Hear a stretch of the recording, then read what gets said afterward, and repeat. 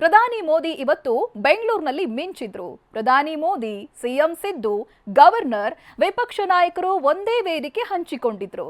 ದೇವನಹಳ್ಳಿ ಸಮೀಪ ಬಡವರು ಪೈಲಟ್ ಆಗುವ ಕನಸಿಗೆ ಪ್ರಧಾನಿ ಮೋದಿ ಬೆನ್ನೆಲುಬಾಗ್ತೀನಿ ಅಂತ ಆಶ್ವಾಸನೆ ನೀಡಿದ್ರು.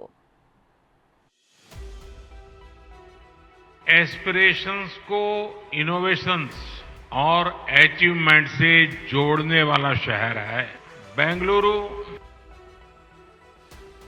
A state that has consistently stood at the forefront of technological advancement in India. Global technology campus भी बेंगलुरु की इसी पहचान को सशक्त करने वाला है.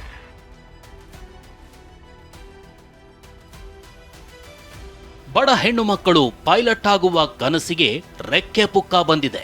ಬೋಯಿಂಗ್ ಸುಕನ್ಯಾ ಯೋಜನೆ ಮೂಲಕ ನೀರೆರೆದು ಪೋಷಿಸುವ ಕೆಲಸವಾಗ್ತಿದೆ.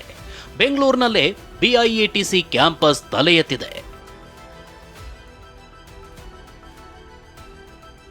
ಬಿಐಎಟಿಸಿ ಕ್ಯಾಂಪಸ್ ಉದ್ಘಾಟಿಸಿದ ಮೋದಿ ಬೆಂಗಳೂರನ್ನ ಹೊಗಳಿ ಕೊಂಡಾಡಿದ ನಮೋ. ಪ್ರಧಾನಿ ಮೋದಿ ಇವತ್ತು ಬೆಂಗಳೂರಲ್ಲಿ ಹಲ್ಚಲ್ ಸೃಷ್ಟಿಸಿದ್ರು. ದೇವನಹಳ್ಳಿ ಬಳಿಯ ಬಿ ಮಾರೇನಹಳ್ಳಿಯಲ್ಲಿ ಬೋಯಿಂಗ್ ಇಂಡಿಯಾ ಇಂಜಿನಿಯರಿಂಗ್ ಮತ್ತು ತಂತ್ರಜ್ಞಾನ ಕೇಂದ್ರ ಲೋಕಾರ್ಪಣೆಗೆ ಆಗಮಿಸಿದ್ರು. ಈ ವೇಳೆ ರಾಜ್ಯಪಾಲ ಥಾವರ್ ಚಂದ್ ಗೆಹ್ಲೋಟ್, ಸಿಎಂ ಸಿದ್ದರಾಮಯ್ಯ, ವಿಪಕ್ಷ ನಾಯಕ ಅಶೋಕ್ ಉಪಸ್ಥಿತರಿದ್ದರು.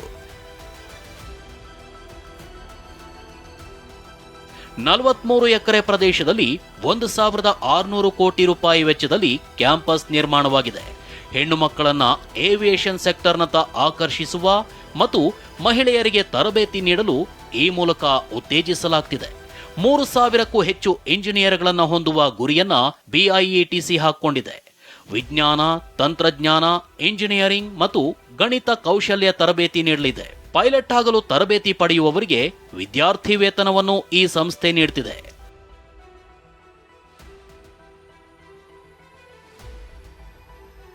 ಬಿಐಎಟಿಸಿ ಕ್ಯಾಂಪಸ್ ಉದ್ಘಾಟಿಸಿ ಮಾತನಾಡಿದ ಮೋದಿ ಬೆಂಗಳೂರನ್ನ ಹಾಡಿ ಹೊಗಳಿದ್ರು.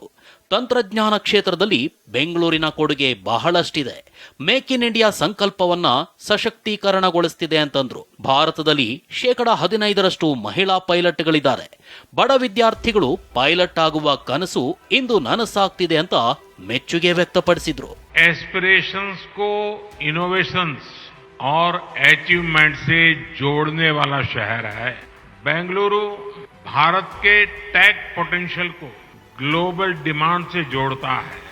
बोइंग का ये नया ग्लोबल टेक्नोलॉजी कैंपस भी बेंगलुरु की इसी पहचान को सशक्त करने वाला है. ಸಿಎಂ ಸಿದ್ದರಾಮಯ್ಯ ಕರ್ನಾಟಕ ತಂತ್ರಜ್ಞಾನ ಕ್ಷೇತ್ರದಲ್ಲಿ 4ನೇ ಸ್ಥಾನದಲ್ಲಿದೆ. ಟೆಕ್ನಾಲಜಿ ಸೆಕ್ಟರ್ನಲ್ಲಿ ದೊಡ್ಡದಾಗಿ ಬೆಳೆದಿದೆ. ಈ ಯೋಜನೆ ಯುವ ಸಮೂಹಕ್ಕೆ ನೆರವಾಗಲಿದೆ ಅಂತಂದ್ರು. Karnataka, a state that has consistently stood at the forefront of technological advancement in India. Karnataka proudly holds the title of being the 4th largest technology cluster globally, ranking first in the India Innovation Index and leading in total exports among all Indian states.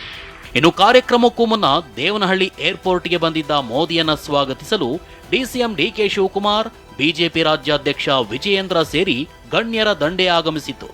ಅತ್ತ ಮೋದಿ ಆಗಮನದ ಹಿನ್ನೆಲೆಯಲ್ಲಿ airport ಸುತ್ತಮುತ್ತಲಿನ ರಸ್ತೆಗಳಲ್ಲಿ ಬೆಳಗ್ಗೆಯಿಂದ ಸಂಜೆವರೆಗೂ ವಾಹನ ಸಂಚಾರಕ್ಕೆ ನಿರ್ಬಂಧ ವಿಧಿಸಲಾಗಿತ್ತು. Bureau report, ಟಿವಿ9.